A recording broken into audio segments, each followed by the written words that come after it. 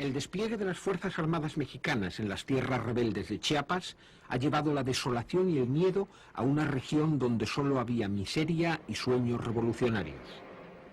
Pero los soldados del presidente Zedillo no han encontrado los enemigos que buscaban. Los zapatistas se han replegado a selvas y montañas, reduciendo al terreno político su enfrentamiento con el gobierno federal. Los campesinos, temiendo que se repitieran los desmanes de la represión de un año atrás, han abandonado sus aldeas. Y el ejército de México ocupa pueblos deshabitados, combatiendo a un enemigo fantasma. El fantasma de Emiliano Zapata, cuyos antiguos ideales continúan vigentes entre el campesinado indígena del más pobre de los estados mexicanos. ¡Zapata vive! ¡La lucha sigue! ¡Zapata vive y vive! ¡La lucha vive y vive! ¡Todos somos narcos! ¡Todos somos narcos! Muy lejos de Chiapas, la conciencia cívica de México grita en las calles de la capital federal, manifestando su angustia y su impotencia frente a la intervención militar. Más de 80 años después de que Emiliano Zapata se alzara en armas contra la injusticia, sus seguidores volvieron a enarbolar sus mismas banderas insurgentes. Y como entonces, el Estado recurrió al ejército para sofocar la rebelión de los pobres. La mano dura del gobierno contra los zapatistas ha provocado una fuerte reacción de la izquierda mexicana. Y junto a las tensiones internas, el gobierno de Zedillo soporta la presión internacional, con entidades de tanto peso como el Parlamento Europeo pidiéndole que detenga la acción militar y que busque soluciones políticas. Las tropas federales han arrebatado el control de Chiapas a los zapatistas, pero su actuación ha abierto un nuevo frente de lucha política, pese a que la represión se ejecute con guante blanco. No se está recurriendo a la represión de una manera tan indiscriminada como se utilizó en el 94, sino que se está llevando un plan que permita ocupar todo el territorio zapatista. Y desde ahí nosotros asumimos que el propósito es desarrollar una guerra antiguerrillas, forzar a los zapatistas a tomar medidas de guerrilla. Miles de banderas blancas reclamando paz se alzaron en los pueblos y aldeas de Chiapas cuando los campesinos supieron que las tropas federales habían iniciado su despliegue. La guerrilla zapatista prefirió retirarse, sabiendo que cualquier resistencia armada resultaba una aventura imposible, ya que los combates habrían provocado una carnicería entre la población indígena. Los campesinos de Chiapas trabajan en silencio, aguantándose el miedo. Hace mucho tiempo que aprendieron a callar y recolectan apresuradamente los granos de una cosecha que no pueden perder al borde de las carreteras por las que llegan los convoyes militares. Estos hombres trabajan por mucho menos de lo que valen su esfuerzo y sus frutos.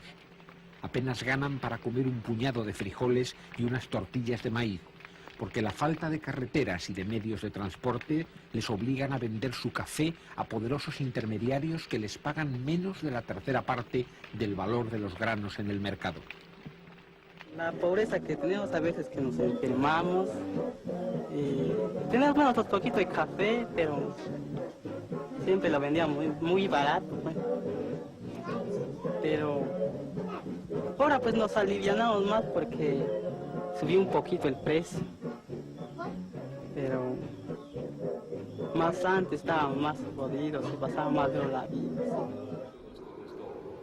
La más templada de las voces que se alzan en defensa de los pobres se hace oír en la Catedral de San Cristóbal de las Casas. Es la de Samuel Ruiz García, un obispo al que la dura realidad de Chiapas empujó hasta las trincheras sociales de la teología de la liberación, postura insólita en el seno del conservador episcopado mexicano. Don Samuel habla 4 lenguas indígenas y los indios le llaman Tatic, el padre que les guía. Desde hace años predica a sus feligreses que no toleren más humillaciones ni se inclinen ante los que pretenden ser sus amos. La Iglesia Católica, en su expresión local, que es la diócesis de San Cristóbal de las Casas, históricamente ha jugado un papel de ser acompañante de los pobres. Esto ha hecho que al asumir la causa de los pobres, que en Chiapas es mucho más aguda que en otras zonas del país, la diócesis haya sido identificada por los sectores poderosos como aliada de esta causa. Quienes detentan la propiedad de las tierras hostigan a una iglesia que se empeña en hablar de justicia a los campesinos. Los caciques de Chiapas han convertido los alrededores de la Catedral de San Cristóbal en escenario de tensión permanente, acusando al obispo de comunista. Lo que la derecha rural mexicana defiende con tanta violencia son los salarios de hambre, los tajos donde no se paga a los campesinos con dinero, sino con vales canjeables por alimentos en las tiendas del patrón, y la existencia de las guardias blancas, pistoleros que amedrentan a los trabajadores. Cuando la policía acudió a la catedral, las gentes humildes que la defendían no sabían si los agentes venían a protegerles o a vigilarles. Ajenos a la tensión, los niños continuaban vendiendo figuritas de trapo de guerrilleros zapatistas, imaginería popular del subcomandante Marcos, como una reencarnación de Zapata. Los campesinos hacen guardia cada día para defender a su iglesia y su tatic. Tal vez aún confundan íntimamente a Jesucristo con el dios Sol e identifiquen a la Virgen María con la luna, pero no cabe duda que comprenden claramente las ideas de igualdad y justicia que cada domingo les ofrecen desde el púlpito. A las puertas del templo, junto a los pobres, compareció el gobernador rebelde, Amado Avendaño, proclamado simbólicamente por la izquierda tras su derrota en unas elecciones enturbiadas por firmes sospechas de fraude. El problema esencial en este país es el reparto de la tierra.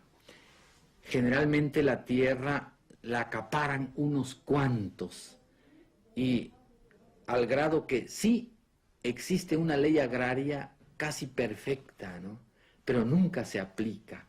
Los funcionarios de la reforma agraria se corrompieron y entonces nunca delimitaron la tierra que corresponde a los campesinos. Hay mucho que pedirle a Dios entre tanta miseria, y quizás el desamparo de la noche sea el mejor momento para hacerlo. Trabajar en el campo, cultivando café, trigo o maíz, es la única fuente de ingresos para la mayoría de las gentes de Chiapas, el estado más pobre de México, pese a ser su primer productor de gas natural, el segundo de petróleo y poseer grandes recursos hidroeléctricos. Pero todas esas riquezas se escapan hacia el norte. Del millón de indios de Chiapas, solo el 8% dispone de agua potable. Su promedio de vida es el más bajo del país y su mortalidad infantil la más alta. 80 de cada 100 indios no han aprendido a leer y su existencia está marcada por las carencias. No tenemos suficiente dinero, nada más con lo que alcance nuestra cosecha, con eso es lo poco que tenemos. Nadie se atreverá a borrar los vivas al ejército que han aparecido pintados en las aldeas, porque todos los campesinos son sospechosos de simpatías zapatistas. Nos han acusado que sí somos miembros del ejército zapatista. Bueno, a esa razón, pues, como sentimos todos la pobreza que sentimos, pues, también, pues, como vemos que es una lucha de pobre, pues también nosotros hemos colaborado en ayuda de ellos, porque también ellos son humanos. Los únicos libres de sospecha en las tierras que controlaba la guerrilla son los perros, los gatos, las gallinas, dejados atrás por sus dueños en una fuga masiva. La retirada de las fuerzas zapatistas ha despoblado centenares de aldeas de Chiapas, cuyos habitantes han preferido seguir la suerte del llamado Ejército de los Pobres, abandonando todas sus pertenencias, sus casas, sus animales, por miedo a posibles desmanes de las Fuerzas Armadas mexicanas. Las puertas de las casas han quedado abiertas, las ropas y los alimentos sin recoger, las herramientas en el suelo.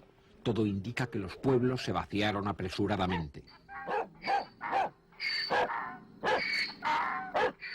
Nada más comprensible que el miedo de los campesinos dispuestos a perder sus escasas posesiones a cambio de conservar la vida, porque son muchos y muy recientes los precedentes de detenciones, torturas y muertes. Los hechos se contradicen con los esfuerzos propagandísticos del ejército mexicano, que trata de disfrazar la represión con ropajes de ayuda social. Pues hemos tenido una gran aceptación, afortunadamente, entre la población. Desde que llegamos se han acercado a nosotros, hombres, mujeres, niños, a manifestar su agradecimiento.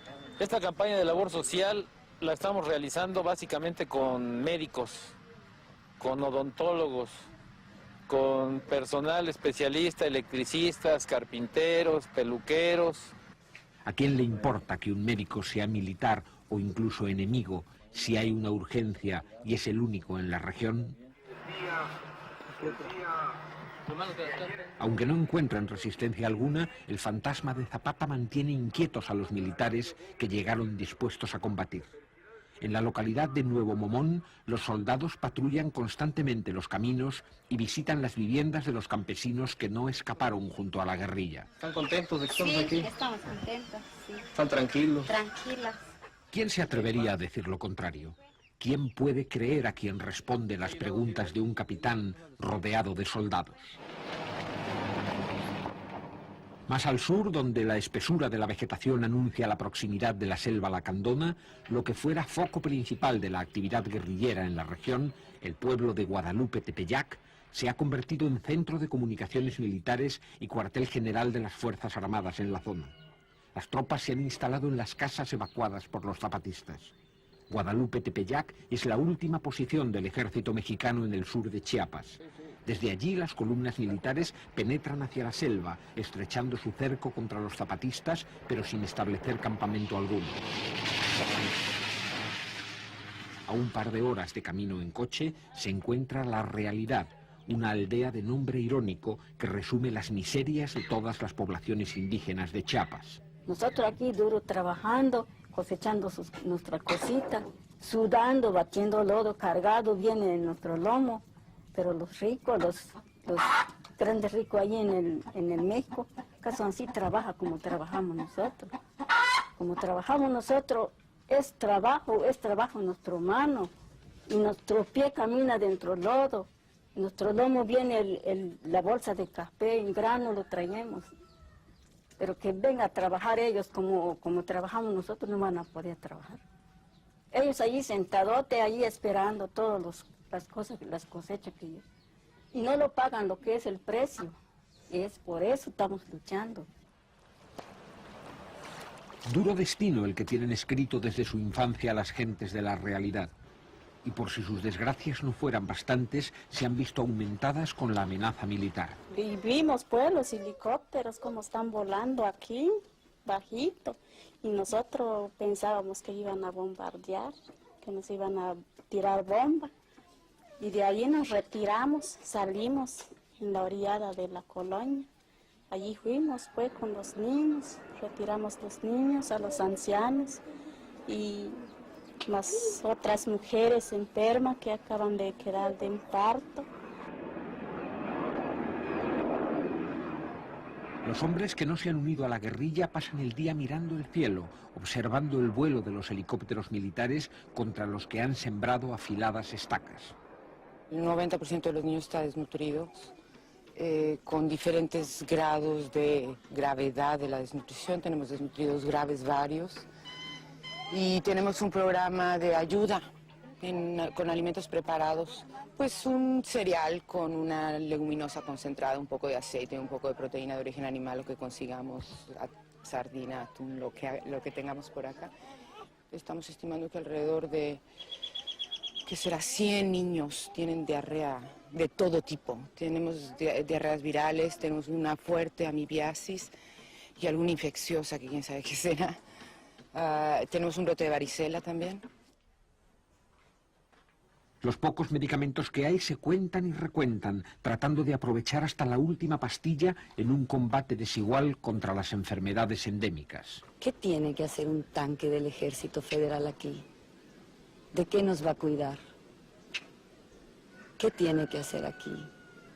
Necesitamos los recursos que cuestan esos tanques, que sean otorgados a las comunidades. Aquí nos cuida el Ejército Zapatista de Liberación Nacional, nos protege. el ejército federal nos agrede, nos mata, nos tortura, nos persigue, nos teme, porque aquí hay armas poderosísimas que se llaman verdad, justicia, dignidad.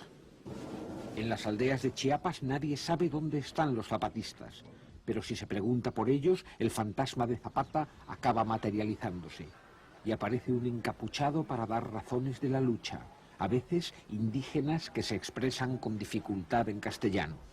Empezamos a luchar por la pobreza y la miseria, el hambre, todo eso, porque no tenemos tierra, no tenemos buena vivienda, ni tenemos buena escuela, ni buen maestro, bueno, etcétera. ¿Qué es lo que nos está mandando el gobierno ahora? Nos está mandando aviones, helicópteros, tanques, soldados, todo eso nos está mandando. Pues está cabrón, ¿verdad? La gente no quiere en eso. Es porque las mujeres se espantan, los niños se espantan. Nosotros no queremos pelear por pelear, queremos pelear por nuestros derechos. Que lo sepa bien el gobierno. El Ejército Zapatista de Liberación Nacional no son pocos. Somos muchos, somos miles y somos millones. No es de extrañar que frente a tanta desesperanza, los viejos corridos de la Revolución Mexicana suenen hoy más desafinados que nunca.